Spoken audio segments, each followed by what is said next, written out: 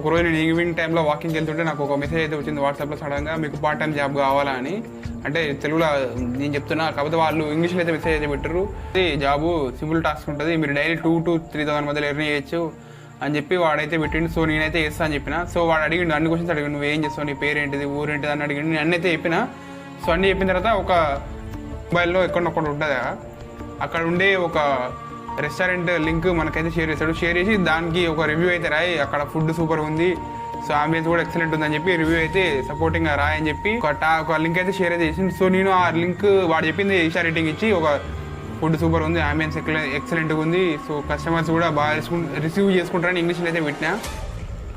So వాడు అయితే పెట్టమన్నాడు ఆ రివ్యూ ఎట్లా ఇచ్చినాం అనేది. సో నేను ఆ రివ్యూ ఇచ్చి ఆ స్క్రీన్ షాట్ అయితే మనకైతే పెట్టినా. సో వాడు ఆ స్క్రీన్ షాట్ చూసి కంపెనీలో మెంబర్ అయితే సో నువ్వు టెలిగ్రామ్లో గ్రూప్లో అయితే జాయిన్ కావాలని చెప్పి టెలిగ్రామ్ గ్రూప్ ఇచ్చి దాంట్లో జాయిన్ గా నీకు మనీ అయితే వాళ్ళు పే చేశారని చెప్పి